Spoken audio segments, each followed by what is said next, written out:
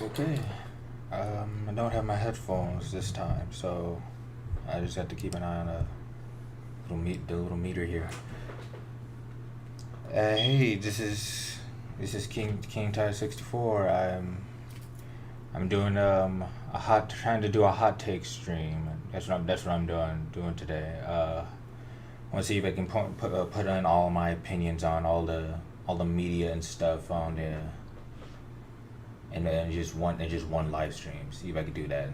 Basically just start talking about the stuff that I've seen that's been going on in medias and whatnot, video games, films, movies, TV shows, just stuff like that. It's basically just me trying to start up a talk show so I can actually put my opinions out there and people can actually hear what I have to say and hopefully start to socialize that way. That's basically what I'm trying to do.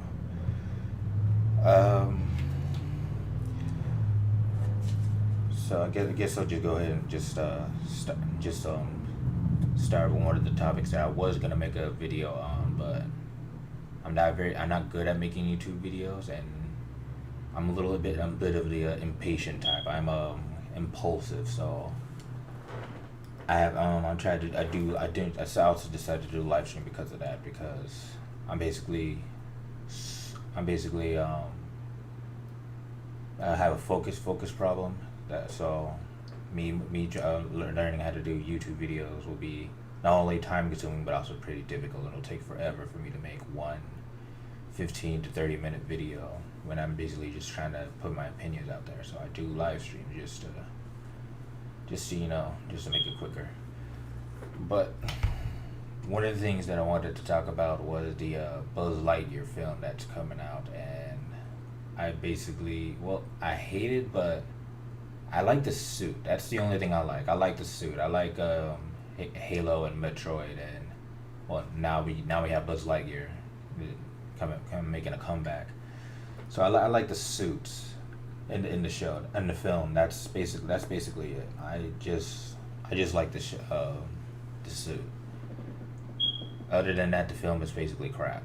Like, as soon as I saw the trailer, and I thought at first I was trying to be like realistic about it, but then they showed him going to the future in the first trailer, so I was just all things confused. And why not watch my favorite YouTubers like Geeks and Gamers. I don't think he covered it. Somebody covered it. Maybe Yellow Flash. Somebody basically covered it and pointed it out that the film was gonna be woke as all get out, and it basically is. There's a lot of chicks in there that really don't need to be there, and first and foremost, what the fans of the Buzz Lightyear as a character, what we wanted to see was Buzz Lightyear Star Command. If they had adapted that into a film, that would have been kick ass. But we didn't get that. We got some. I don't know what the film is, to be honest with you. The Star Command TV show was just all around better, and a lot more entertaining. Like, he had awesome characters like Warp. He had Mira Nova, and there's their female representation. So it just doubles down on the question: why not bring her in? He had XR, the comical robot. He was pretty cool. He was pretty cool and funny. Booster. He was pretty cool and relatable. And the Commander, he was awesome. The LGMs they still don't get old. Their little gimmick that they do where they sound all the same and talk in unison at a convenience. So that's not in this film. The LGMs are not in the movie. So that's number two, and number three will be Warp. Warp is a cool ass character. when I watched the film, when I watched the Star Command pilot on DVD, because I had the DVD because I was a Toy Story fan when I was a wee lad. When I saw the film, I didn't exactly understand his betrayal, but now that I'm adult and I watched it again, I basically understood that he was never on Buzz Lightyear's side. But he was a very cool character. So he's not in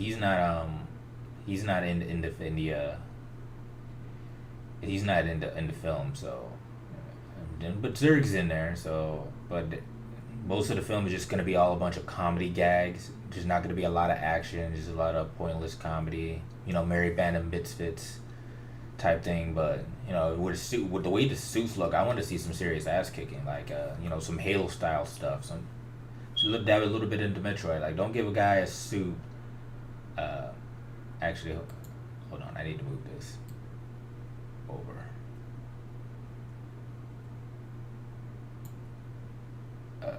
Is that good? Is that better? No, it's not. Oh Jesus! Oh man, I'm fucking it up. Hold on, cause I'm fucking it up. Cause my mouse has a high DPI. Let's see if I can just get it. Oh my, yeah, that's bad. And I can do an undo feature, which is all kinds bad. Oh man, I need to move. And maybe I should lock these so they don't move on their own.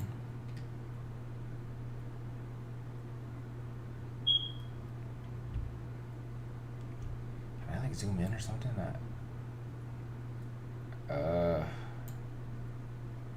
Okay, yeah, I'll move them both down.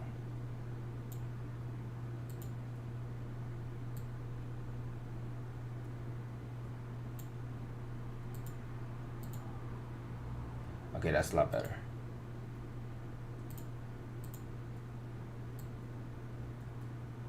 Yeah, that's better too. Okay, that's better.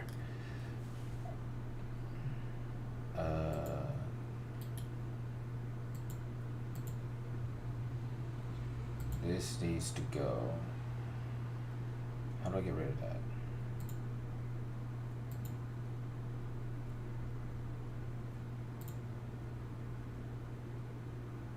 Yeah, basically lock all this stuff so I don't fuck with it. Okay, good. So basically locking everything so shit don't move, and I don't move it. I basically don't fuck it up. Yeah, that's basically what I'm trying to do.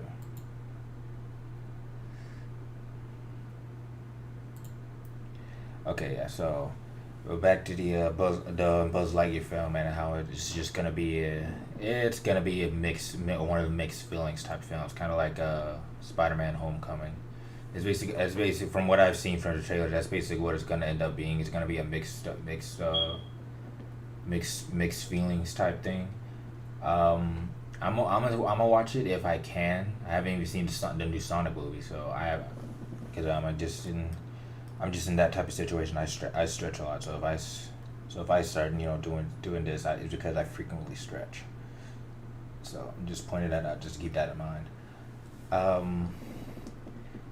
But yeah, Warp is not going to be in the film. Mirror Nova is not going to be in the film. It's we're not going to get that cool depth that Warp had when he basically betrayed Buzz Lightyear. And also to mention, when they introduced Buzz Lightyear's character, like his like code of conduct and stuff. Let's see if I can.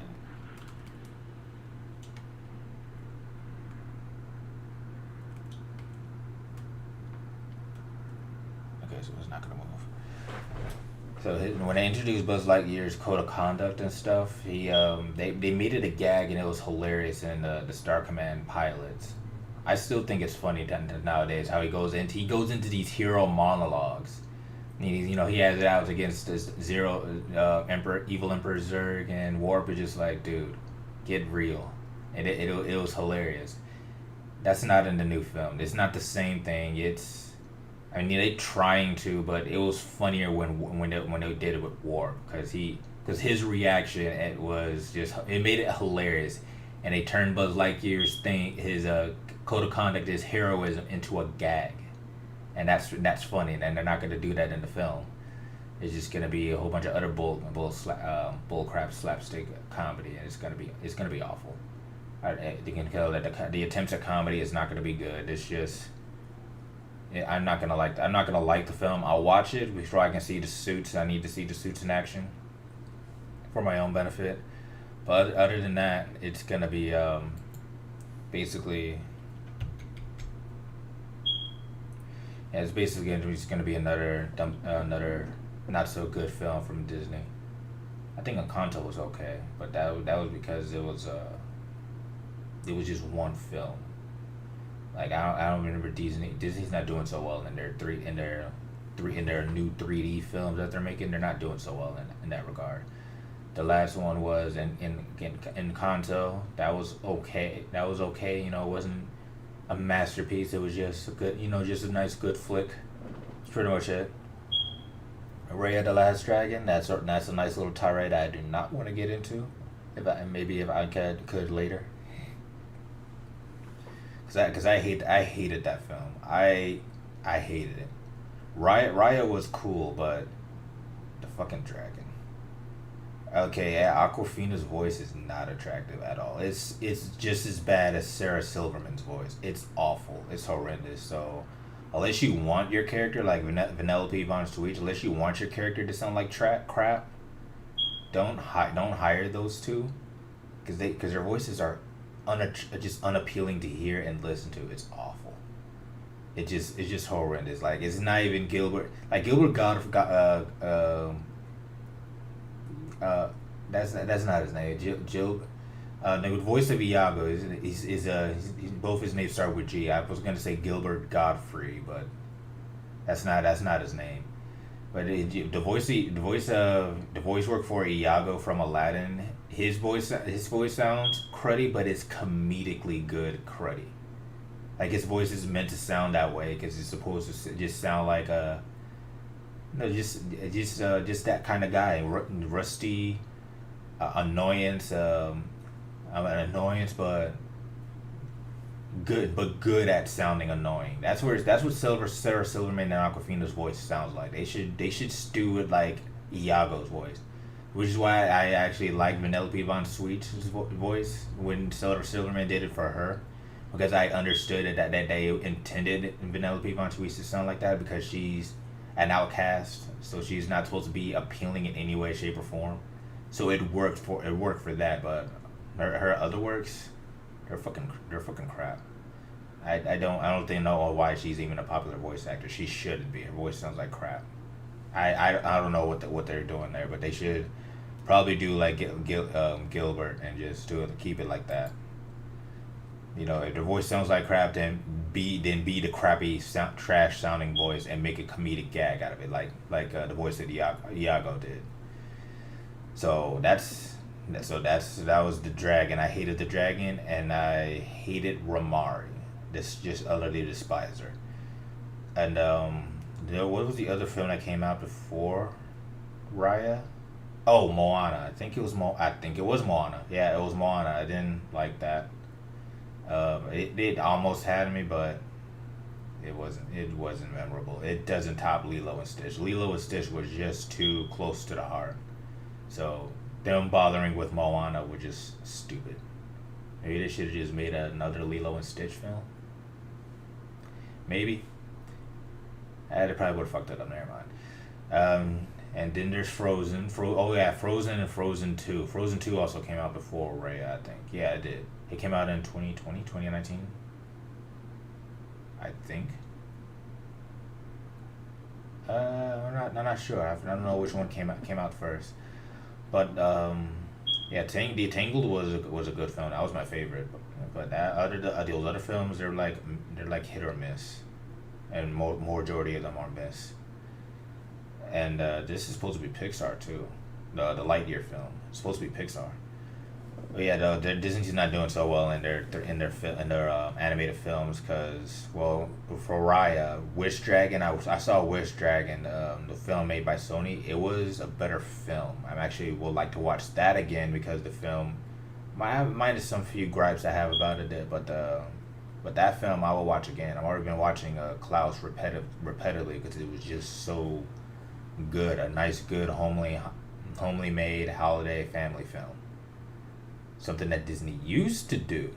They used to do that. They don't do that anymore. They used to make all kinds of family films that were pretty damn good.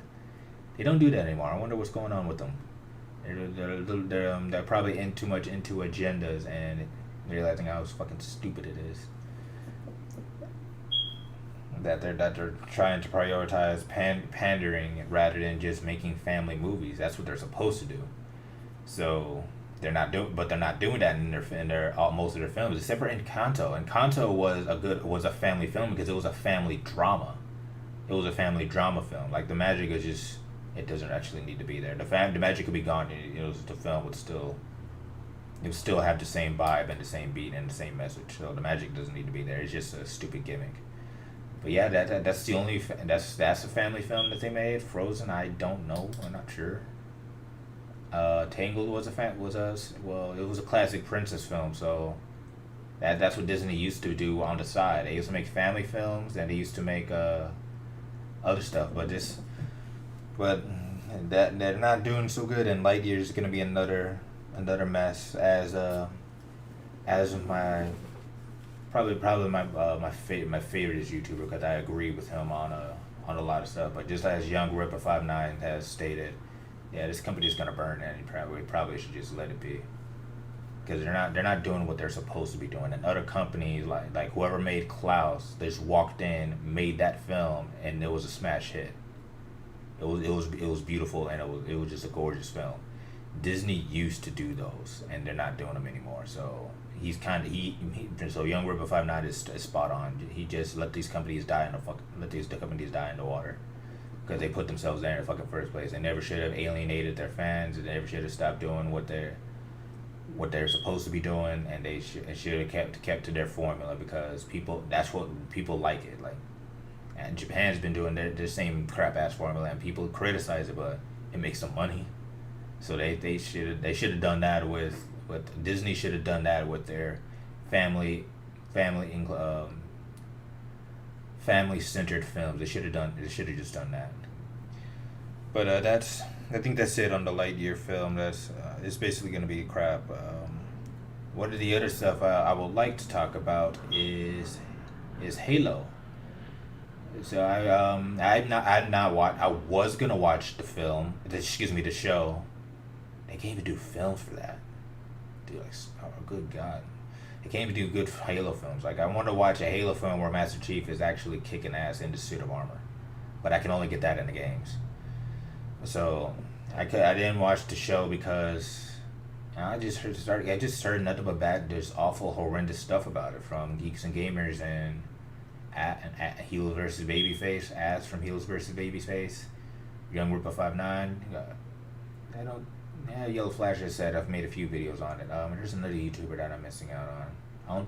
I think Gary has mentioned he made a video today. I haven't seen it yet, but he does watch. He does mention stuff about Halo, but he mostly talk about I think he does more videos on Tolkien and Picard films and Doctor Who than he does for Halo. So that's why I'm probably sketchy on it. But they all been saying that they just made some stupid decisions in the film and the TV show. Another stupid decision that they've made was taking his helmet off. Apparently these idiots don't understand styles and aesthetics. So Master Chief and Samus Aran, they have the same aesthetic. They keep their helmets on majority of the time, which Samus Aran takes hers off when she dies. And it's like a brief second, and she takes it off as a reward for her in-screen in-screen work, and it was pretty cool because it was a reward to the player. You get to see what Samus looks like under her helmet because you put in the effort to beat the game, And throughout the entire game, she keeps that helmet on, and she has this very stoic and silent demeanor, both in on all of her games. And Master Chief is no different. They got the same aesthetic. Keep the helmet on, be silent and stoic, and be an ass kicking space badass, space hero. So they both had the same aesthetic. So when they made this TV show, it just begs the question: why in the fuck would they ever? Why would they ever? Like, why would they do that? Why would they take off his helmet at the start of this season? It's stupid. Nobody cares what he looks like. Well, nobody wanted to know. Not like that. They could have waited till the end, like what they did with Metroid, but they didn't. They decided to go all in, and I'm totally against that because I like the style and aesthetic of keeping the helmet on, make it mysterious. You gotta listen to the voice behind the helmet to understand the personality of the person underneath the helmet. And it should always be that way. Any character that's wearing a badass helmet like Power Rangers, Metroid, Master Chief, they should get. I prefer if they kept their helmets on because it's just cooler that way. Like these are the only types of stuff where you're not gonna see too much of their faces. Well, Power Rangers they do show you their faces, but I'm saying that they should stick to keeping the people's faces underneath the helmets as long as possible, rather than showing what they're like out of uniform and whatnot. It's just not as cool. It's not as thrilling when they do it like that. But for Metroid and Master Chief, they should always keep their helmets on. They should take it off little to none, because it's just how it is. Keep your fucking helmet on. Don't take it off. Keep the fucking helmet on. You're on duty. You're on duty. You're in uniform. You don't take the helmet off unless I don't know, unless this is an occasion. Because Mandalorian fucked that up too, and he was supposed to keep his helmet on. Mandalorians rarely take off their helmets. They don't do so unless you're not supposed to under any circumstances. It's supposed to be a strict rule that Mandalorians never reveal their faces. They keep the helmets on, and it adds to the mysteriousness. It adds to the thrill, and it adds to the horror that you're being hunted by a Mandalore when they do their bounties. So they should keep that aesthetic, but they didn't do that, and they also made Master Chief emotional. Oh, and it just got worse from there. Like that rebel chick, the Asian with the horrendous haircut, another Rose Tico from what I've heard. What she said to Amanda Keys, tokenized Amanda Keys. They went ahead and fucking tokenized her. Just they could have brought back Johnson. Then they already have Spartan Locke. They also have they have a lot of female characters in Halo, so they didn't have to. They didn't have to tokenize Amanda Keys. They could have left her the same, and if they wanted their little representation, they could have done their research and looked into it, and maybe made the show about that person instead of Master Chief. But that I'm thinking for them, and I shouldn't be doing that. But that's what they should be doing. Right? Nope, it's crooked. Oh yeah, it looked crooked.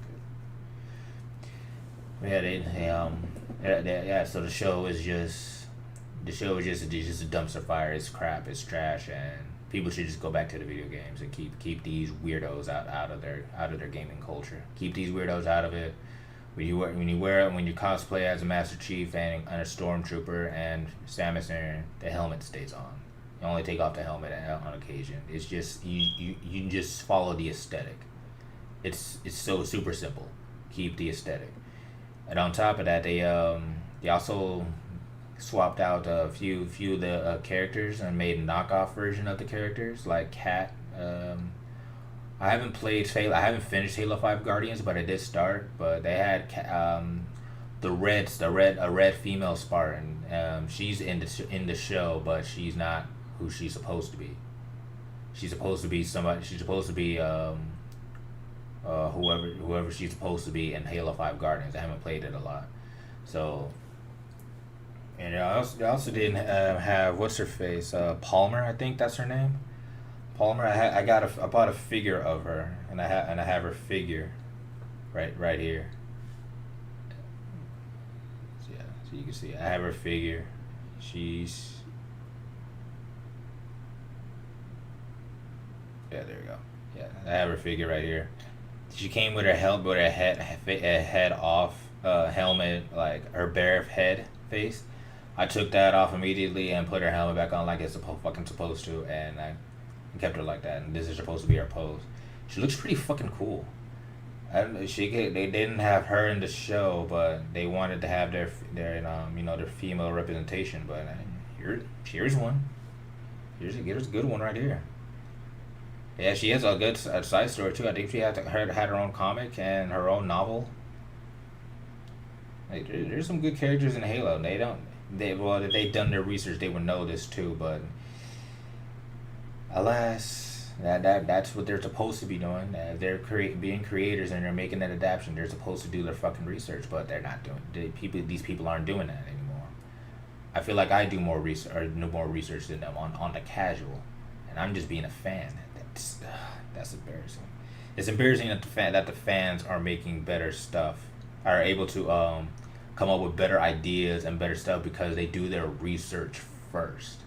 They worry about looking cool later, and they do their research and they make things the way they're supposed to be made, and it's pretty fucking cool.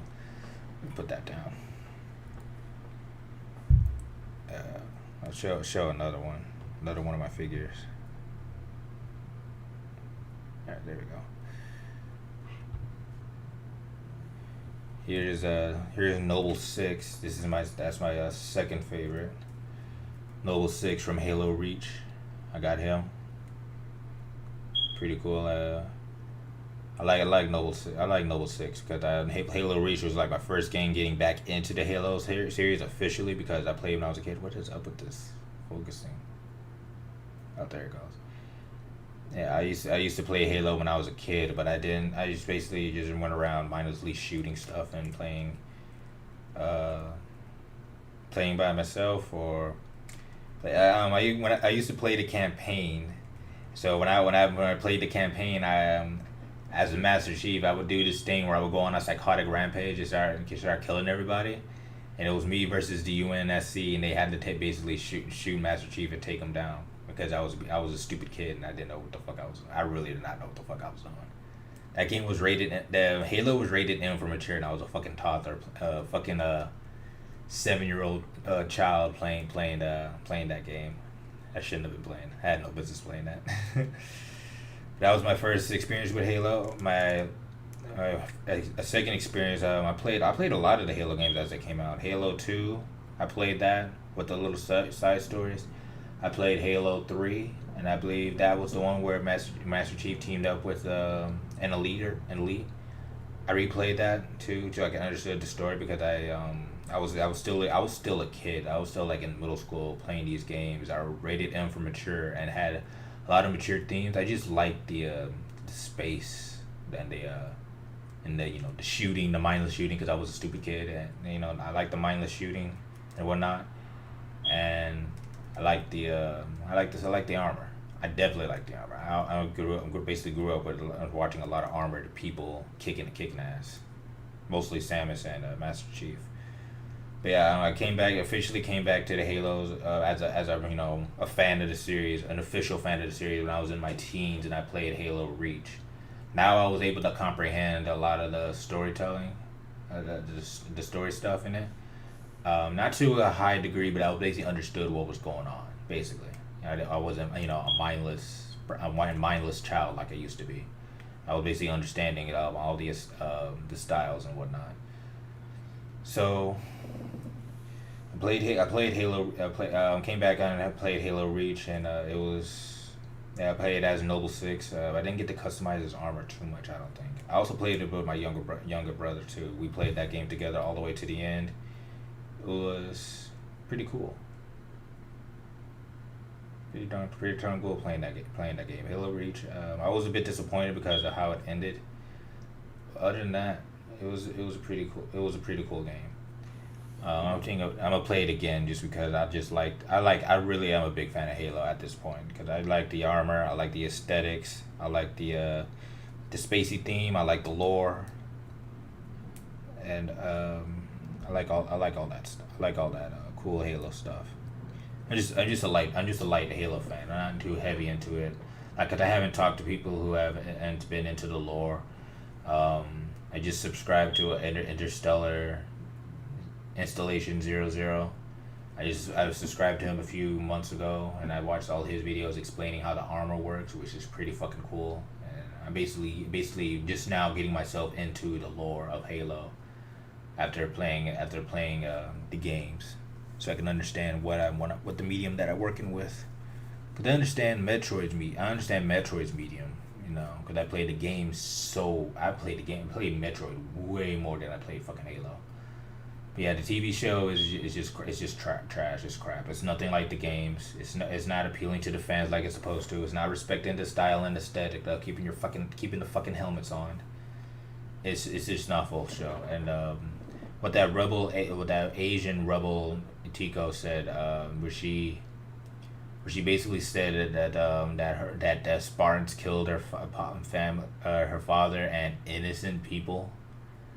Yeah, I heard about the rebels from Installation 00. One of his videos pointed them out to me, and I didn't know that that's who she was until some YouTubers pointed that out to me. I didn't know, but yeah, she's basically a rebel against the UNSC, which up here are pretty much basically bad guys because the UNSC is trying to maintain order and they're trying to destroy that order. And yeah, so trying to destroy the building blocks and foundation of a society.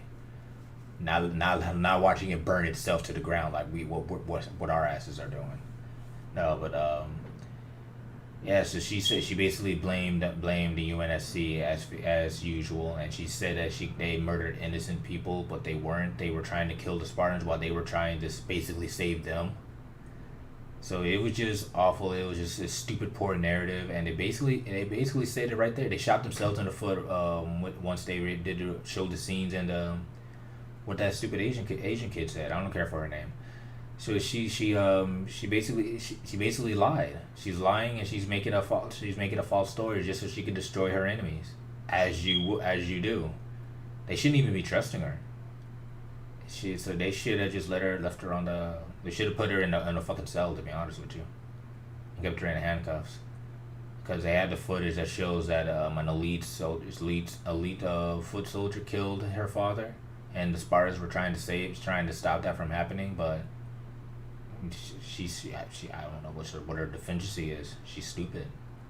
Like that meme where the person sticks a handlebar into the bicycle and knock themselves off and say, someone pushed me off my bicycle. Is basically that's basically what she's doing, and it's just all around fucking stupid. Yeah, I hate that. I kind of hate that stuff where they do that, make those false narratives. I hate false narratives. I hate the lying, the obvious lying and manipulation tactic that she's trying to pull in the show, and I basically hate that stuff. And I'm just ruining my show. They ruined the show and Halo and whatnot. And I think that's it for Halo. What I could talk about, what I did enjoy. I talk about two things that I basically hated and I'm not too enthusiastic about. But I can talk about one thing that I did like because it was a fun, entertaining show. The World Ends With You, the animation. They finally dubbed it. I watched it on Hulu. I binged it, and it was great. It was fucking good. Atlus never fails in making stylistic games. With Persona 5 and The World Ends With You before Persona 5, way before Persona. They came out with that game like years ago, and they just now did the animation for it, and it was pretty fucking badass. The music was pretty kick ass. Like this is Japan. Japan. I don't recall Japan ever being good at doing rap. I thought that was the black people's thing. But I guess we dropped the ball. I don't know. I don't listen to a lot of rap music, but in comparison to how we did it back in the '80s, doesn't seem like it's the same. But Japan came and then did their rap with did their little rap beatboxing intro with for World's Ends with You, and it was pretty cool. I get the feeling that it was written by the Japanese, and that's another one for the Japanese, and beating America at its own aesthetic. That's pretty damn shameful. I think because that's Japan is basically becoming, in my personal opinion, based on the World Ends with You and Persona 5. Japan is and Final Fantasy 14, just a whole lot of medias that they're making. Japan has become a a power tycoon in all things media. They can make anything and everything, and then, well, this is coming from a country that's supposed to be xenophobic, but they know how to make stuff that connects with the whole world, and it's all through either anime, it's either through games, or through their they can do it through films too, like Hayao Miyazaki's films. Like, they know how to be artists, and like, the shit that we're in America's going through, we apparently don't. We don't do a lot of risk taking anymore. We don't have a lot of style and aesthetics either. We don't have a lot of style. We have one style, and that's, the popular Disney and Overwatch style, and the one used for Arcane too. But we don't capitalize on our styles as often as we should. But Japan's style, they not only capped on it, and when it was just the anime style and it was generic, but they also changed it up in the games like Persona 5, and the Kingdom Hearts franchise, where it's anime-ish, but it's not generic. It's stylized, and it's unique to the artist. We don't seem to do that. We don't do that a lot here. We don't treat creativity the way Japan does, and that's kind of bothering me, because in Persona 5's opening, this is all from the same company, Atlas, so it does have a lot to do with The World Ends with You. So I'm just gonna go into basically talk about it, speak my mind on this stuff.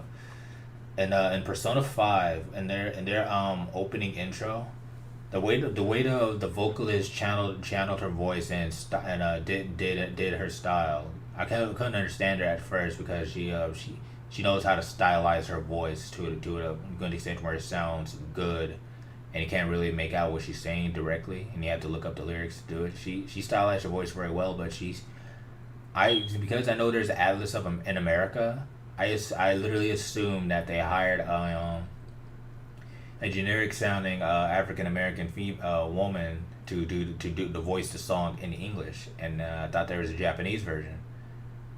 I should probably look that up and see if there's Japanese version of the intros. But yeah, I thought it was an African woman, because that's the way her voice sounds like. It sounds like the way Beyonce's voice sounds, but deeper, and it's got that jazzy feel to it. I really thought that they hired a black chick, but no, she was Japanese, and she sung her voice like the way a black person would, and I was just ugly, profound, and dumbfounded. And I still think it's pretty cool that Japan is able to do that.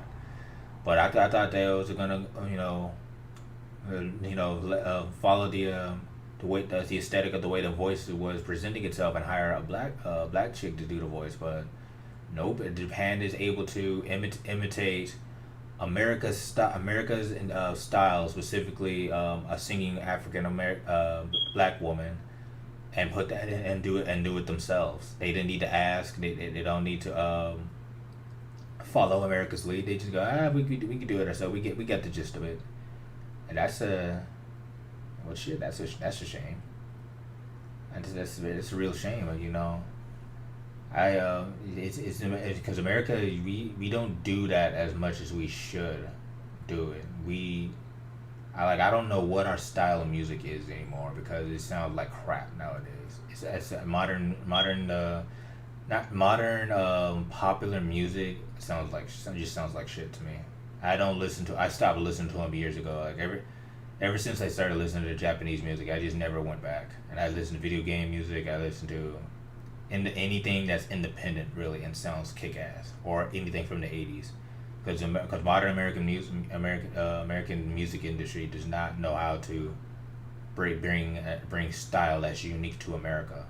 while Japan knows how to fucking do that, and they're pretty damn good at it. Not only that, they know how to stylize their music to where it's unique for them.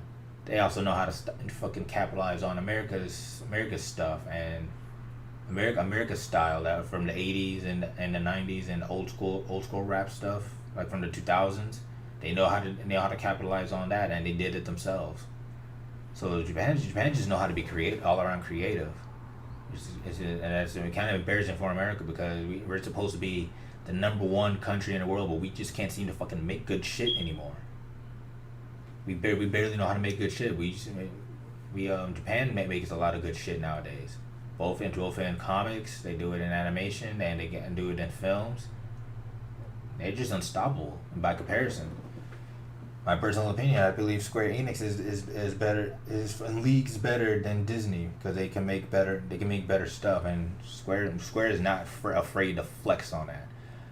I really I really hope Sony does not buy Square Enix because that's a nice little hammer smite to the Achilles if they fucking buy Square. I really hope that doesn't happen. But yeah, so the World Ends with You animation was very very cool. It was very very cool. It's cool to watch, and it was very immersive. The English voicing work was very spot on. Neku's voice sounds a little 2D, but at least it sounds like a guy, so I won't complain there. Joshua too. The way Joshua sounded in Kingdom Hearts was a little gayish. Let's go with that. A little bit on the gay side, which Joshua isn't like that. From the way in the Persona 5 the animation, they didn't present him like that. Thank to God, because I don't think he's like that in the games either. I haven't played the World Ends with You game. I played the Neo World Ends with You, the sequel. I played that because the demo came out on my PlayStation Network, and I downloaded it and I started playing. I believe I streamed it on Twitch one time. I think I might get back into that. I'm definitely gonna buy it because right now I'm live streaming my Persona 5 Strikers playthrough. It doesn't get a lot of views, but I'm doing this because I want to, and I like playing video games, and I want to I want to capitalize on it. I want to capitalize on me playing video games like a lot of other people have. That's why I do it, and then I'm gonna, as soon as I'm done with Persona 5 Strikers, I'm gonna go back into Scott Pilgrim, start doing a Ramona Flowers playthrough. Then I'm gonna try and get my hands on the The World's End with You. I'm just gonna start with that and go off of the animation.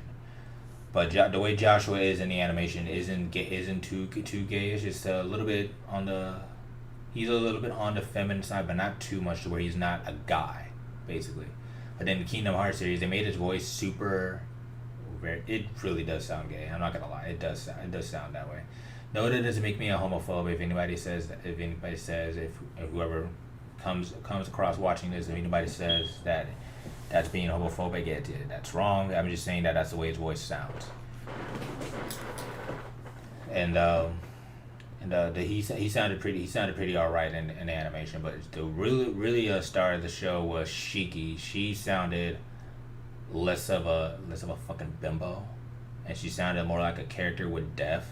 Because the English voice actors in the least did their research and understood. Well, they're probably fans of the game. It was Funimation that dubbed it. Never mind. Funimation.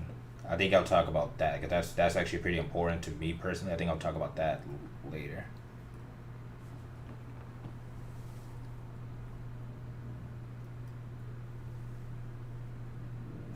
Yeah, I'm not good with camera works. But yeah. So Shiki was spot on. She was a top tier character. Her tragedy and her how she reflect on it was just very very good. She sounds a lot more like a human character, just a human being in general, than, well, let's say Ann Takamaki from Persona 5. She had rocking arguably the most hated accent in America, which is the Valley Girl accent. I'm pretty certain nobody thinks that it's cute that women sound like that, all generic. It's all fucking get out. I think that's the most hated accent in this whole country. They hate that accent. As soon as they hear that accent, they go, oh no, I know the type of person I'm dealing with. Please go back to the city. Please get me. Please go. Please just or just stop talking. Period. Yeah. Would it be people refer to women talking too much? I think they imagine the Valley Girl, just not shutting the fuck up. And she kind of sounded like that in Kingdom Hearts, Dream Drop Distance, but not too heavy on it. But she basically sounded like a ditz. But she's actually pretty fiery and pretty determined and very pro positive without the toxicity. Thank to God. But yeah, she was top tier, and I like the TV show. I like the Reapers. I like Beat, Daijobo Bito, who, yeah, once again picking up on a lot of ghetto aesthetics without taking place in America. Yeah, the World Ends With You is weird. It's in Shibuya. It takes place in Japan, but it's got a whole shit ton of American influence. And maybe it's a love letter. Same with Persona 5. Maybe it's just a love letter to the country that basically inspired Japan to be what it is in the media. Maybe I don't know, but they take a lot of inspiration from American stuff, because we were doing it first in the 90s before in Japan basically caught on after spending after the 80s, I guess. Yeah, that's when they started to become popular in mainstream media, at least, and when it came to the 80s stuff, because that's when anime started airing. So that's when Japan really started becoming well known for the animation and the Japanese stuff and the samurais and all that stuff, especially over here and probably in the rest of the world later. But yeah, it started with the 80s, and I guess they took a lot of inspiration from America since then, and can probably continue to do that today. That's what I think anyway. That's just my opinion. But I like The World Ends With You, the TV show, and I'm definitely gonna play I'm definitely gonna play Neo, The World Ends With You, and I'm gonna see if we can get back on the demo.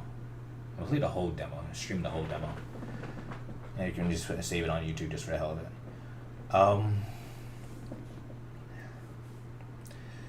That was the World Ends With You. I'm not spending a whole lot of time talking. I feel like I am, but I'm not spending a whole lot of time. Basically, I'm on it at an hour. Before I close out with me talking about Funimation and their crap ass practices, I'm going to talk about DC's disrespects. DC just not respecting what the fans want to see, and just taking a shit on them.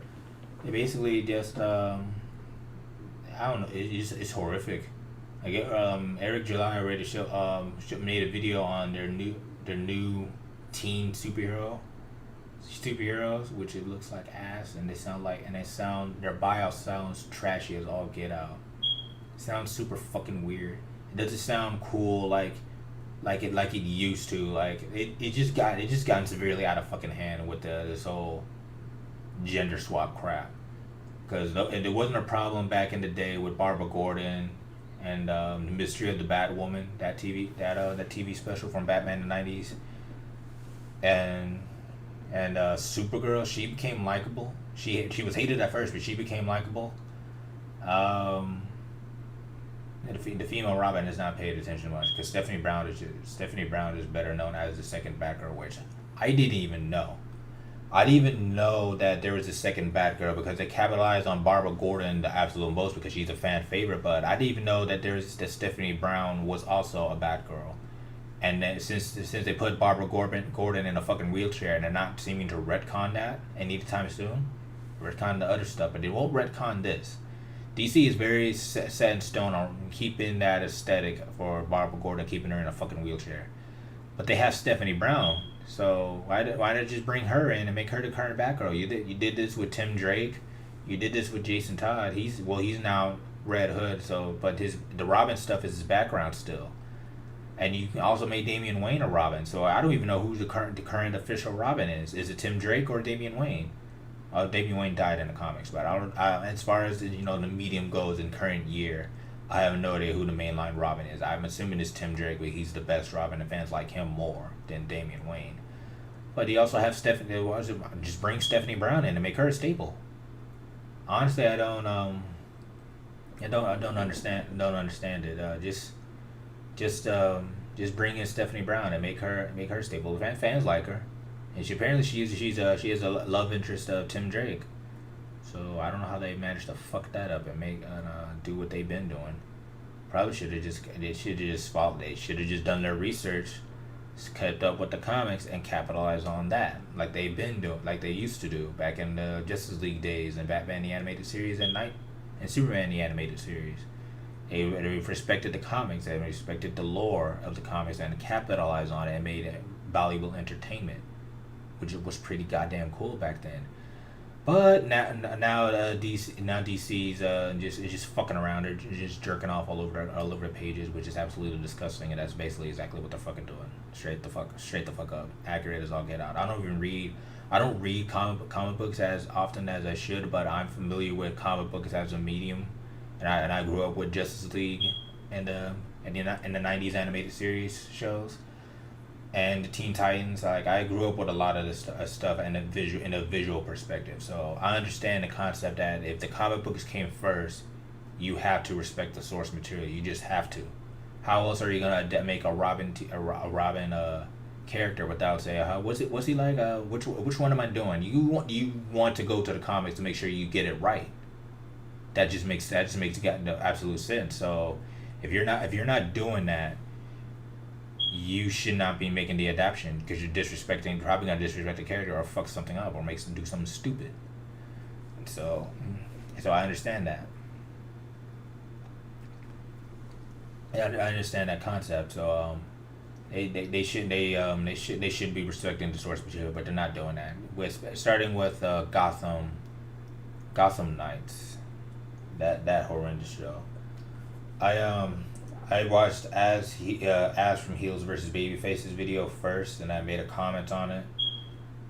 And I also watched Young Ripper 59, and he's just utterly confused. He has no idea what those shows are even for. I'm about to go to the fucking Ab Mueller started his EFAP, so I really gotta end this because I'm a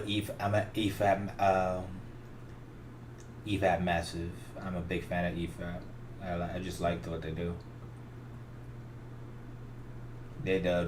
They're a good podcast. They're like the best podcast, even greater than Friday Night Tides. They're just a very, very, very good podcasters. They know how to be entertaining, and they know how to pander to, dungeon dwelling nerds like myself. Okay, yeah, here we go. I went to the comic that I made on As Heels versus Babyface's YouTube video. CW Gotham Knights. They got the CW show, and they got a video game coming out with the same name. But the video game looks like it's gonna get the better end of the stick. Looks like it, because I can see Batgirl, and they have Batgirl. They have Red Hood. They have Tim Drake, and they have Nightwing. They only have 4, and that's all they really need. They only have to work, but that's the game. Fucking TV show. Oof. It's gonna ignite upon entry. It's just gonna fall straight out of the fucking sky, which it's not even gonna be good enough to get in the sky. So imagine a plane going down a runway, getting ready to take off, and it tries to, and it just comes straight back down. It busts the wheels, it crashes, it skids all over, it catches fire, and then blows the fuck up. That's what the show's gonna do when it airs. It's gonna be a dumpster fire. It's gonna be a trash fest. Okay, so basically on this, because it's called the Gotham Knights, it's basically gave me a little nostalgia because I tried to create a fan story about Batman's sidekicks because people wanted a Batman TV show with a lot of crime fighting, a lot of detective work, a lot of thrills, a lot of that kind of aesthetics. So I made a little bit, basically a short fan synopsis. I didn't really do the synopsis. I only filled the characters in Campfire Pro, and that was it because it just didn't get off. Like I said, I'm very easily distracted, so a lot of things come up, and get in the way of me making stuff. But I wanted to create a show about themed off Batman's sidekicks, and yeah, so basically my own little light fan fiction was heading in the right direction by comparison to the CW, which is sad because I barely put 2 cents into planning it. I only wrote the characters' names and who's gonna be in it and who's gonna revolve around. But I could basically do a quick summary of it. Basically the show is supposed to revolve around Dick Grayson calling in the teaming up with the other sidekicks, Barbara Gordon, Damian Wayne, not Damian Wayne, Jason Todd, and Tim Drake, and they're trying to form they try to keep order in Gotham while Batman is missing. He's not fucking dead. You don't do it. And if you're gonna kill off Batman, you got to do that shit right. And I already came up with a nice idea of how to fucking do it. At some point, I'll talk about it if I can get some feedback from some viewers, light viewers, anything, comments, anything. If I can get some good feedback, then I'll gladly start to talk about it. But otherwise, I want to actually talk to the two real people. Right now, I'm just recording my ideas in a live stream. But if I want to go in depth on my nerd fandom, I want to actually talk to human people. But I gotta find a way to get some views going to do that. It's probably gonna be a long road before that happens. But so basically, Dick Grayson people calls in all the sidekicks. They're basically very not very cooperative, especially Jason Todd being the edgelord that he is. He's a shoot first, ask questions never type guy. And while Dick Grayson tries to hold on to Batman's code, Jason Todd does not, and they basically are supposed to have a feud with Batman's legitimate son and basically sort of heir to the throne type thing. And Jason Todd is basically the fell Robin. He's the Robin that Batman basically forgotten and left to rot. He's angry, bitter and stuff, and it's a struggle for him to be a proper vigilante and an anti-hero from what I come up with based on of the Red Hood and Arkham Knight. But yeah, Dick Grayson is basically the moral compass and he's the leader of the group. Barbara Gordon is I wanted to give her a little bit more edge and a little bit more because she's with the Dark Knight. She's got to have a little bit of edge to him. She's got to be able to be the detective. She's got to be able to be a crime fighter, and she's got to practice doing Batman's thing, which is being stoic, being calm and collective, and being intellectual on all sides. Dick Grayson does this a lot. I've seen him in Young Justice, so I know that he's capable of doing it, but he's also capable of expressing himself because Batman allowed him to do that when he was Robin. He never told him to stop being emotional, stop being too excited, too thrilled. He never said that to him.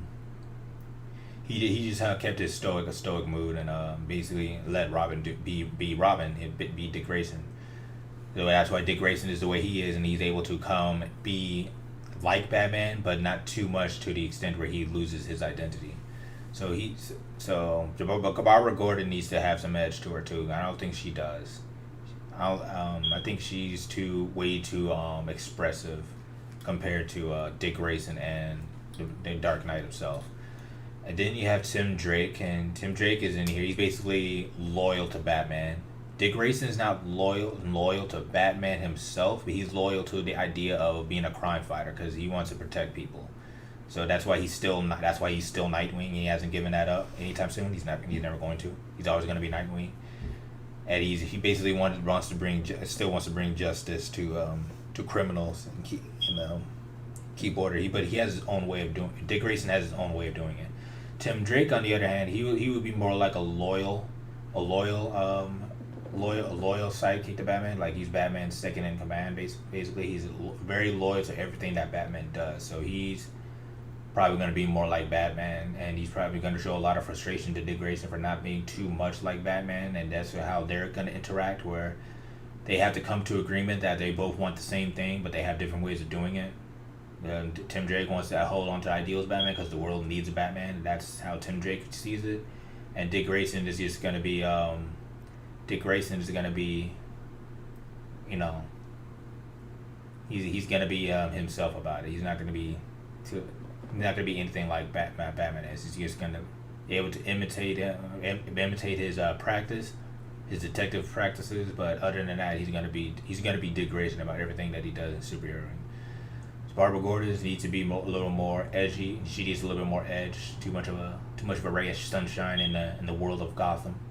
And then there's Stephanie Brown. I wanted to bring Stephanie Brown into it because, like I said earlier, she's a character that should have been capitalized a long ass fucking time ago, but they didn't. They never got around to it. It's bizarre. I think they capitalized her in the comics more, but in mainstream, they never shown Stephanie Brown. But we got a whole bunch of other young DC heroes and heroines that I never even heard of, and they get to shine under the spotlight. Like I'm just gonna cite this because I actually love this. Like Superboy, I watched Legion of Superheroes before I watched Young Justice, and when I saw Superboy put on the pads and to get his full Superman powers, I knew instantly that he's this Superman X clone from Legion of Superheroes because Superboy doesn't age. Superboy basically he's like a beta immortal because he can't age. I don't even know how long he can live with his Kryptonian genes and his human genes too. He's cloned to Superman, so he might be able to outlive everybody and basically take up the Superman mantle and become Superboy Prime or Superman Prime. And I thought that was pretty cool, but I had no idea who Superboy was before watching Young Justice. So they should have done the same with Stephanie Brown. But I'm gonna bring her into this to what my version of the Gotham Knights show was supposed to be, and I was gonna make her and Barbara Gordon have a mentor-student relationship because there's only one bad girl, and that's Barbara Gordon. She has to teach Stephanie Brown how to do it, and they were supposed to have a lot of moments where they interact and do a lot of crime fighting by themselves. And whatnot, like maybe they interact with. Well, I don't think I should include Catwoman. Yeah, I probably shouldn't include Catwoman because you can't do Catwoman without Batman. That's just weird. So she could maybe interact with Harley Quinn and Poison Ivy maybe. If I get a hold of writing Harley Quinn, I'm gonna do is follow exactly her description in Arkham Knight. She is dangerous and extremely unpredictable. And she should be a jokester too. She is a clown, so she should be a jokester too. She should be hilarious. She should be hysterical. She should be manic, and she should be just all over the place and just a chaotic mess of a villain, and extremely unpredictably violent, making her dangerous. So, because the way they treat her in not just in Arkham Knight. I read her description in Arkham Knight, but Batman is able to treat her like nothing. So, and she's also able to beat up Nightwing, which I think is highly unlikely, considering that he's not Robin anymore. Technically speaking, Harley Quinn is older than Dick Grayson, so I don't know what the age gap between them is. I wouldn't worry about it. But Stephanie Brown and Barbara Gordon are gonna be like basically besties in my version of Gotham Knights, and that's how I was gonna write them. Because that's what I thought would have been cool, and that's what I think what the fans may like to see. I never actually talked this out with hang on, hold on a minute.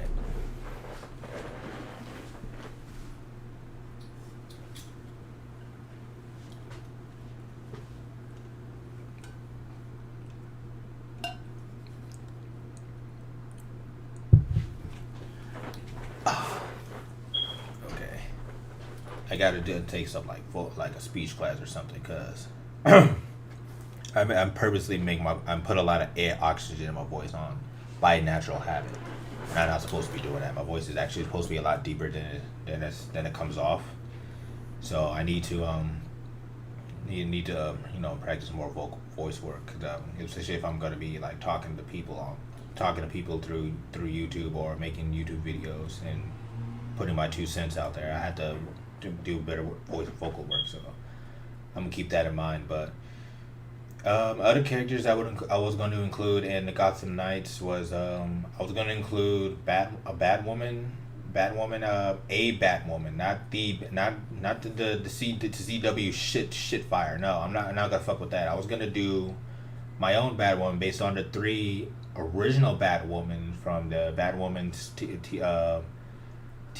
Batwoman TV special, The Mystery of Batwoman. I was gonna go off of that, and I was gonna pick one of the three chicks to be the Batwoman of the Gotham Knights. Basically, it's not the redhead Batwoman, but a different one, because I don't want anything to do with the red one. I think the redhead one is stupid. To be honest with you, she kind of serves no purpose. Barbara Gordon is a better pick, but this one, Mystery of the Batwoman did Batwoman better, and it's probably the best work she's got as a character, besides maybe a few comics that I haven't read. So basically it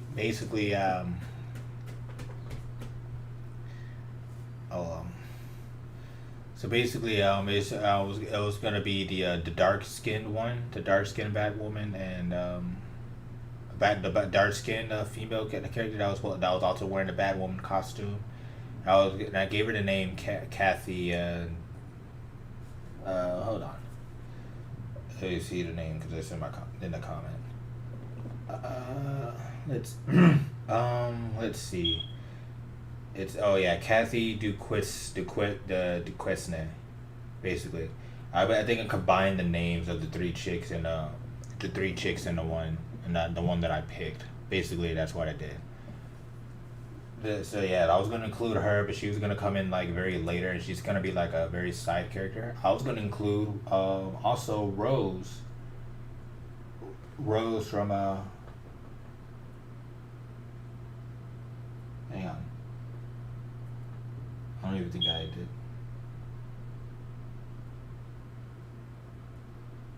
Yeah, I was gonna include Rose Wilson too because I actually think she's a pretty cool character. I think she could be entertaining, and I think fans kind of like Rose, especially when she evolves over to Teen Titans. But when you do these kind of things, you have to keep these characters in a specific format. Like you have to keep them. Like Rose is supposed to be an anti-hero. She's not really a hero. She's either anti-hero or a villain. You have to keep her there. You can't make her a hero. You can't make. I'm gonna keep her an anti-hero. I'm gonna have her be on the same boat as Jason Todd.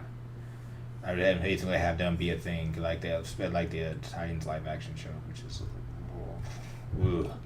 the Titans live action show was just fucking awful. It was horrendous. It was a crap fest show. But Rose Wilson was a character I actually like. I don't understand her powers, but I actually liked her in that show, and that's kind of what made me watch season 2. I liked her and Dick Grayson's relationship, not Dick Grayson's, Jason Todd.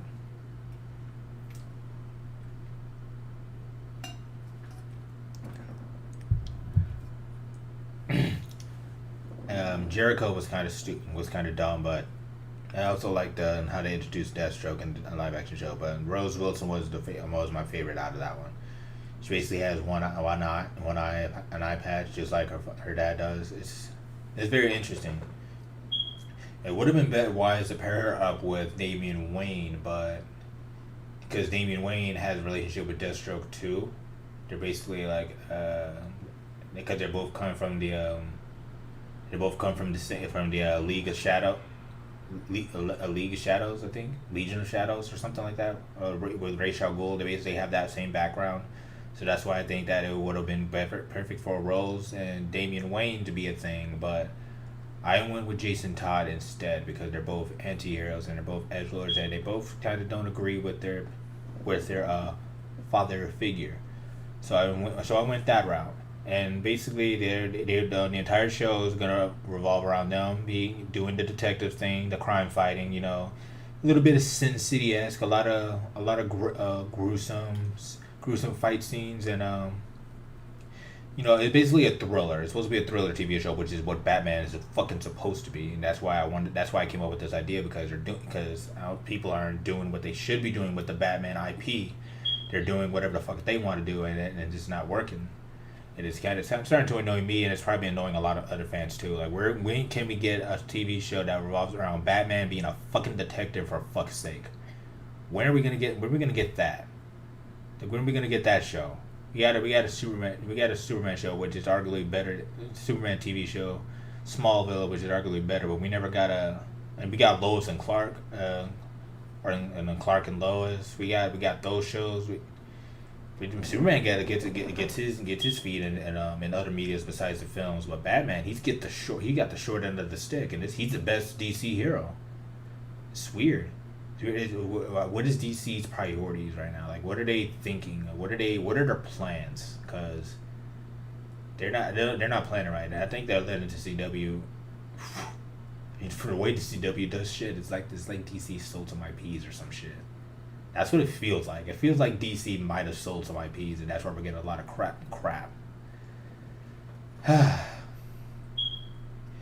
Okay, but other than that, going back to that was basically my basically what the sidekicks will be doing in the show. A lot of detective work, a lot of Sin City-esque stuff, and it basically conclude with a final season of Batman making his return, and closing out the I didn't even plan the overarching bad guys. I didn't plan them out, like the overarching bad villains. The main villains I wanted to focus on. I can't do the Joker because you can't do Joker without Batman. But I think I can't bring him in when Batman comes back. Deathstroke is a villain that I can work with. I could work with Two-Face, Harvey Two-Face. I can work with the Penguin. I can work with Black Mask, especially I think Black Mask would probably be a good villain as a main antagonist. Harley Quinn would be side villain. She won't be a main villain. She'll be side because she's a wild card. You don't really do plans. Harley Quinn is not a planner, so I can't keep her on a strict plan like being a main villain and stuff. But basically, those revolve around the mafia thriller crime-esque side of Gotham that DC doesn't pay too much attention to because it's got to do exaggerated comic effects and stuff. But yeah, I was gonna do that with the Gotham Knights, and I basically like stopped planning for it because it just can't come to me. I thought I should focus on doing original stuff because I can't keep constantly creating stuff. That's what I'm doing right. That's what I was doing. I create all kinds of crap in my head on my spare time, and it becomes a hassle. It becomes a hassle when you do stuff like that, and because you have to organize and write out your stories from start to finish, and that could be time consuming. And but if I'm like me, I'm busy making all kinds of ideas, all kinds of aesthetics, all kinds of styles, and it just eats up my time. But at the end of the day, I love doing that stuff. I love coming up with ideas and creatives.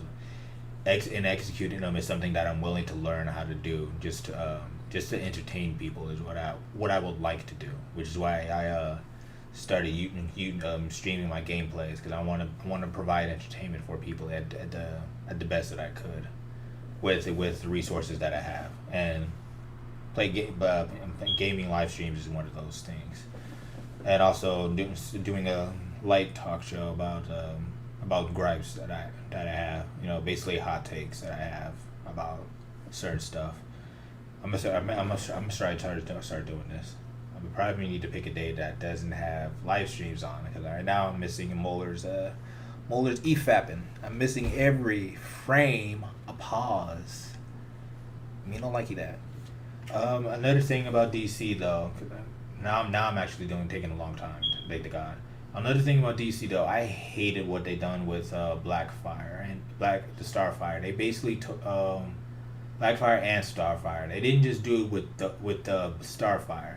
They did the entire race of Tamaran, space gingers. They tokenized, they gingercide an entire fictional race of gingers, and then race swap them with space Africans.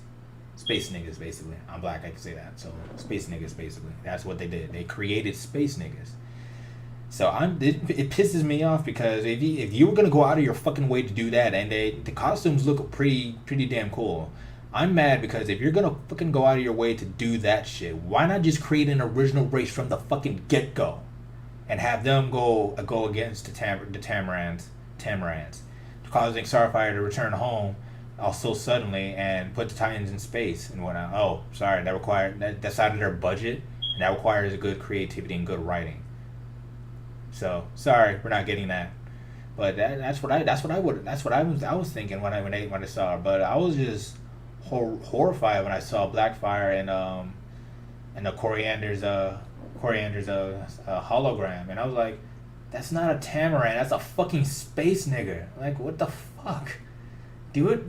Good God, how hard is it? What are you guys doing? And it was just a big throw off. It was a immersive wreck because you just look at that and go, if you're gonna fucking do this and go out and do the hard work and making a space fucking African, make a new race entirely. Make them gray with purple hair. Good God. It's stupid. It's so stupid. It drives me crazy with that tokenization in particular. It should just drive me crazy.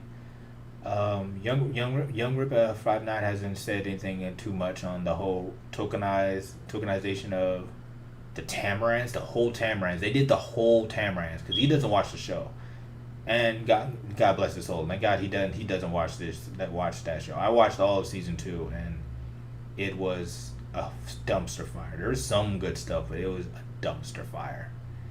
It was a dumpster fire. Like, what? Oh.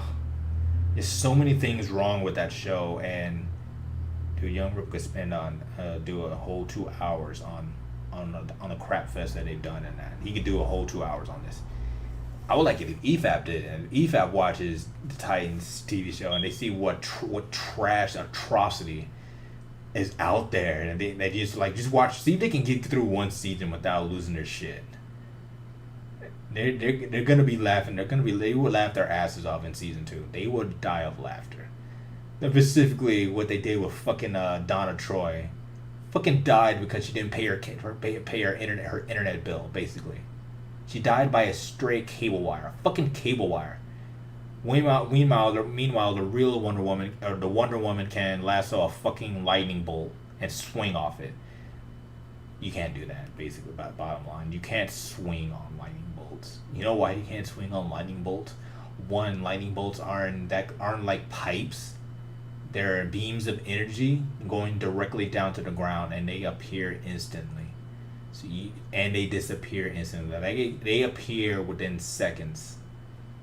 You're not gonna lasso onto that. You're basically gonna grip something for like a split second and then fall, lose your grip. You can't swing and lasso off a lightning bolt, but Wonder Woman can do that. But Donna Troy, a full Amazonian, can't handle cable wiring. That's not a lot of volts to kill. If that's not a lot of volts to kill Superman, you can basically get him a static shock. Like he'll just get stunned for a little bit. But if Wonder Woman and Superman can take a cable wire, I don't see why Donna Troy died by a cable wire. It's stupid. It's very dumb. Like what goes through cable wires and internet, I don't think it's a lot as high voltage. It's like basically what goes into outlets. I don't think it's that high enough voltages. I think it's like moderate level voltages. But yeah, she died. So Donna Troy dies by a fucking straight cable wire because she didn't pay her internet bill. So she got fried. They fucking what else did they do in this stupid show? What they did with a fucking Mercy. They tokenized Mercy, but Mercy's not even a ginger. I don't know. I don't get it. I don't understand what they're doing, because they're just swapping everybody, and it's weird. Even if I'm not a comic book fan, I still think it's fucking weird because you're just going around swapping everybody. And it's like, can you just stick to what people are already familiar with, or just make your own stuff? Good God, because the swapping, the race swapping, the sex swapping, and just stop. stop. Or the fans are tired of it. I'm tired of it. We're all tired. We're all sick and tired of it. We want just stick to the formulas. Just stick to the formulas. But what Mercy did was she captured Beast Boy and Superboy. Superboy at the time was bonding with basically a sort of mother figure, somebody to keep him, from being like Lex Luthor, basically being a villain, so to speak. Now, a moral compass, so to speak. So Mercy kidnaps Beast Boy and Superboy. And she basically understood that Beast Boy's moral compass was Raven, or what the fuck was her real name? Was her real name supposed to be? It's not. Her superhero name is Raven, but I forgot her mortal name, which she's not supposed to. She's supposed to be half demonic. They fucked that up nice and royal too. So that's a treat. That's a treat to just go back and watch season 1. The ending of season 1 is the beginning of season 2. No, not like the finale of season 1. Season 1 is the very first episode of season 2, and that's not how you're supposed to do that. That's what they did when it came to Raven. But Raven is Beast Boy, is supposed to be Beast Boy's moral compass because they have affection for each other and whatnot. So what Mercy decided to do was, Superboy is her main concern. He's a powerhouse, but she basically tested out that a sound frequency that can force Beast Boy to transform against his will and give into his animal instincts, all in one together. I don't understand how that works, but I understand that frequency is used to manipulate people and bring out a certain persona that they otherwise aren't aware of. So I understand that the manipulation can work in that way, but this is what Mercy did. So she took Superboy's moral compass and put her in the same room with Beast Boy, and have Beast Boy fuck with Beast Boy's vision, like basically altering his vision so he doesn't see Superboy's mother figure, but he sees Raven instead, and so Mercy triggers the transformation, the music, the sound wave, the sound frequency, and she transforms Beast Boy against his own fucking will because he was resisting, and she basically set up Superboy's mother figure to be killed off instantly, just like that. And I'm just sitting here looking like, what the fuck are you doing? Where is your goal here? Hey, do you not fucking understand it? You just killed Superboy's moral compass. Hey, congratulations, you found a way to control Beast Boy. I got a question for you. How the fuck are you you found a way to control Beast Boy, but I have a question for you. How the fuck are you gonna control Superboy? Did you think this through? Because I feel like you're gonna have a hard ass fucking time when he starts going on the rebellions, and you're trying to keep him under wraps. Because if you kept his mother figure alive, you would be able to control him that way. Because you can hold a gun to her head and basically threaten to kill her if Superboy doesn't do what you ask. But no, that's not what Mercy did. She killed off Superboy's moral compass, and just like, that's stupid. That's a fucking stupid idea. It's a stupid plan. Because how are you going to control Superboy? You got Beast Boy under control, but how are you going to control Superboy? It's retarded. And it was a fucking stupid scene, and it just hurt my head when I watched it.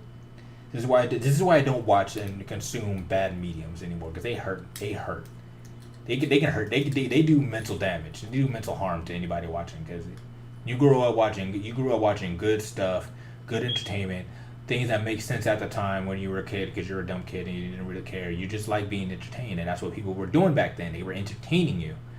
Now they're not doing it. Now they're making stupid decisions and stupid practices and dumbass ideologies and all this other bullcrap that I've just done. I'm not watching bad crap anymore. So I'll talk about it, but I'm not watching this dog shit. No, I'm not watching this bull. I'm not watching that bullcrap. But yeah, that's how I feel about Titans. So basically, close out with talking about Funimation. I've been going on with for an hour and 40 minutes now, so I'm almost 2 hours. I missed an hour, like a good chunk of EFAP right now, but I wanted to talk. I wanted to talk about my opinions out there. Opinions out there. So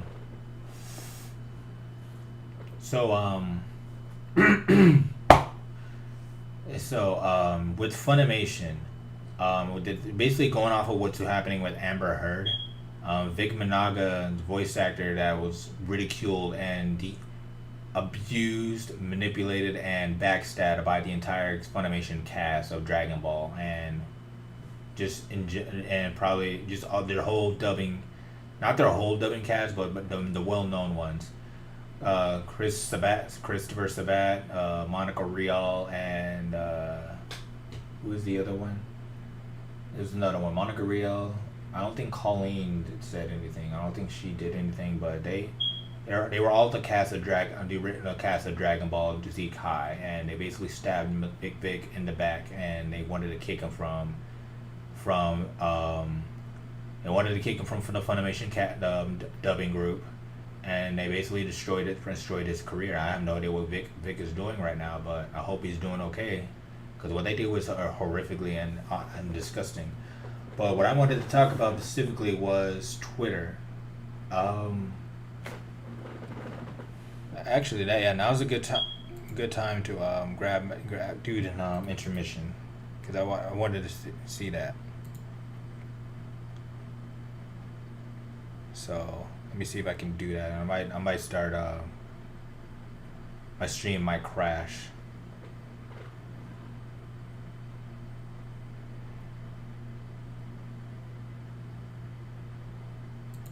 Here's Twitter.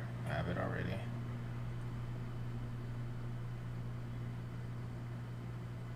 Oh, let's get rid of YouTube.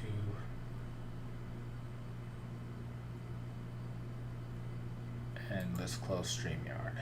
I was gonna use StreamYard, but I think I prefer Streamlabs. It's better, and I got to stylize it with all the stuff on the screen. You know, those two bars at the bottom. They're not supposed to be visible. They're supposed to come up as notifications, but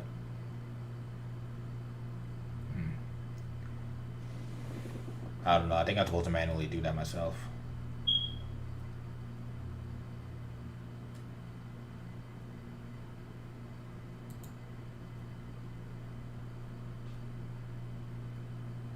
Okay, give me a second. I'm basically gonna talk about what Monica Rial did in beginning of last year, in the year 2021 or 2020. It was one of those years, and she basically had a fallout with a bot. It was a flat out fucking bot. There's no argument there. Let me see. Okay, I'm going to the one that she didn't block, because when I started voicing it in my tweets, Monica Rial basically blocked me, because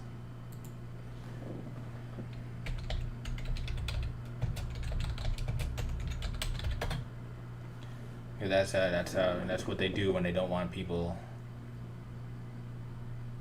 talking about their stuff, talking about them, and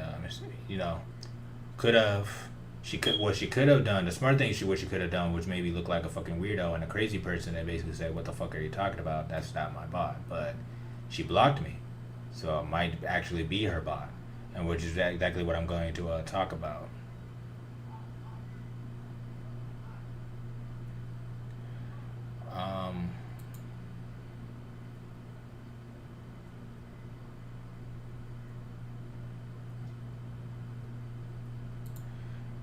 Trying to. Yeah, I'm trying to figure out.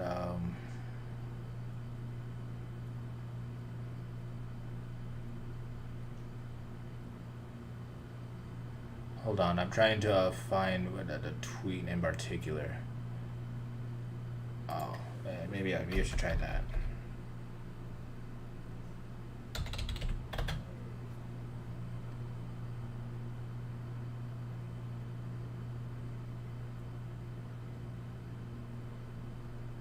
Yeah, so a lot of people are saying mistaking that bot for a real person, and she's not. She's definitely a bot, because I want to find it so I can show people the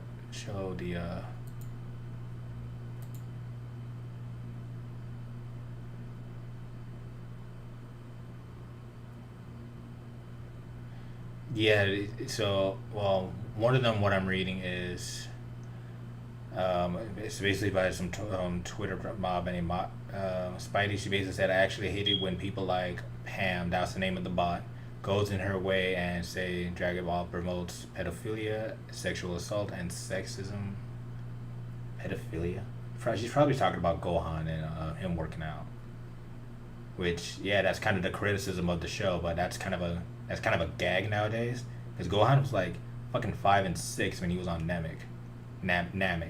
So it's kind of a gag, but it just is what it is. It's not really a narrative or anything. It just is what it is. I mean, Goku was a kid when he went on his adventure, but he was older than Gohan, so it's weird.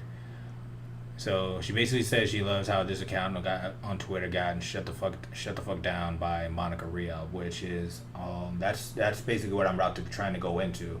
That's a lie because it's definitely Monica Rial's bot. I should go find an image of it. Because what happened? It was the bot came out and just started mad talking about Dragon Ball in particular, like not anime in general, but Dragon Ball specifically. And she basically started insulting Bulma and specifically, I think. Yeah, I think she's. Hold on, I gotta find it so I can show people.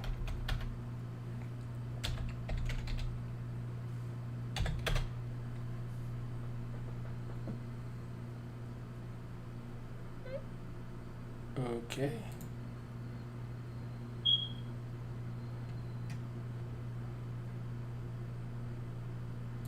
Okay, here it is. Well, I got one. Okay, yeah, here. So, she scribbled it, but it's basically a bot. Copy this, and I'm gonna go to. I'm gonna switch to. Hold on. Actually, I should probably set it up.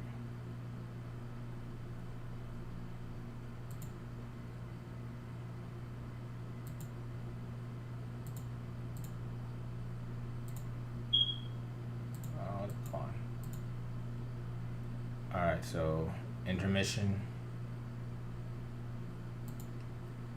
And we go to web browser. So I should have had this set up first, but I didn't. Then I'll remember to do that next time. But so I'm about to paste the link. It was GameFAQs from last time.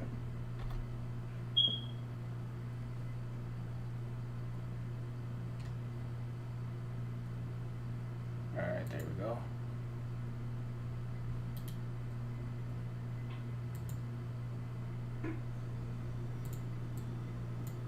Oh, it's not visible.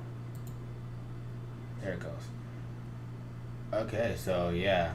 So let me go back to interacting. Alright, so it's basically not that one.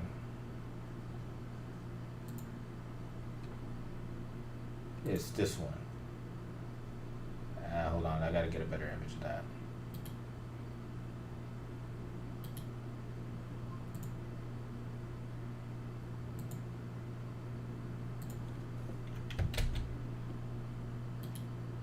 Yeah, I need a better image. So it's taking me a bit, and I apologize for being a little slow. Hold on. Alright, thank you. Okay, paste that. And go to interact. Alright, there we go. So basically this was the tweet, and this was like almost 2 years ago.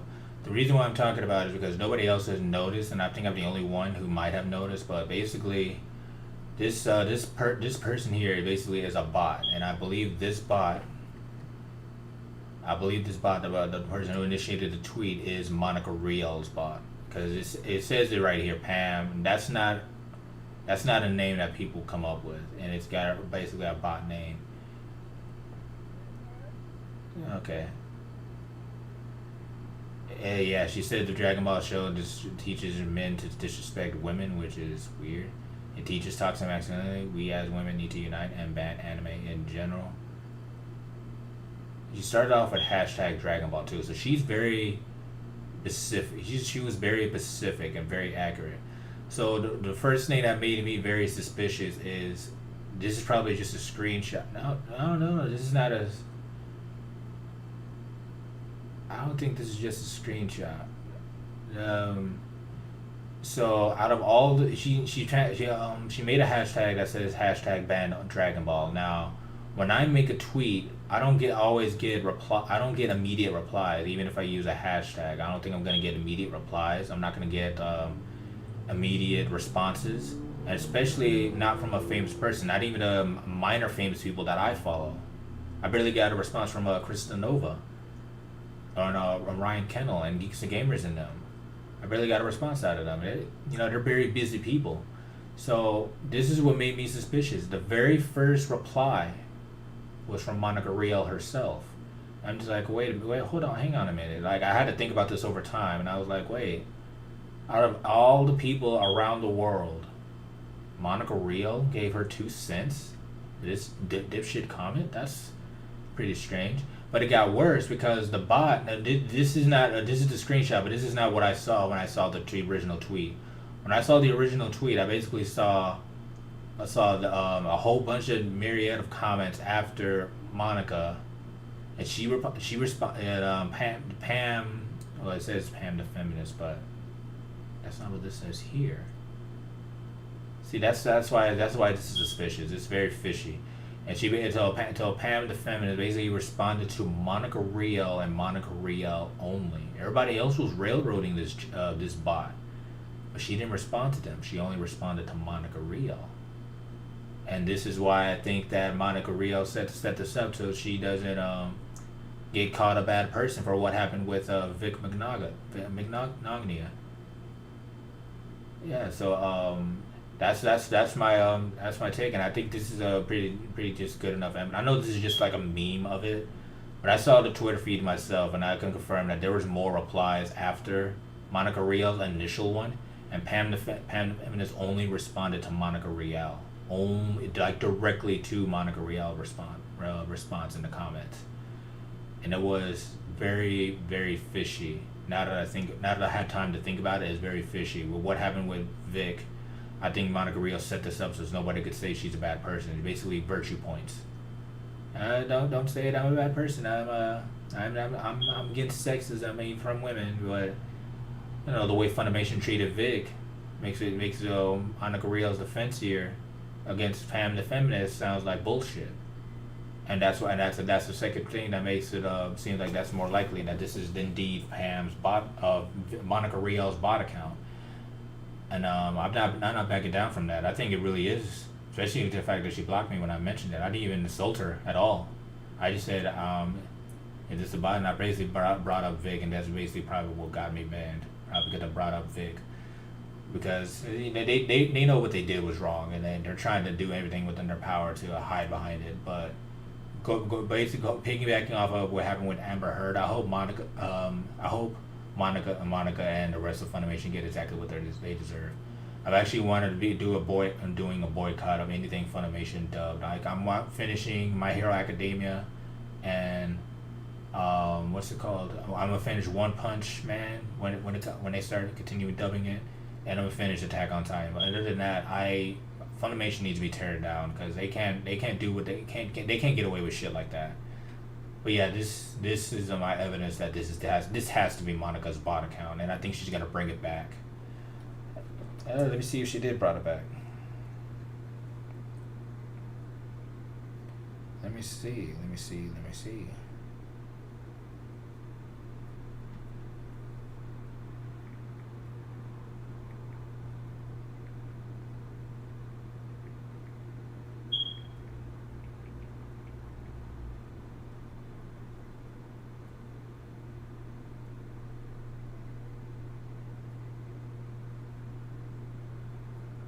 The account is still suspended, but I think Dodo is gonna bring her back for narrative purposes, especially if Vic takes him to court. I really hope he does. Justice needs to be served. But yeah.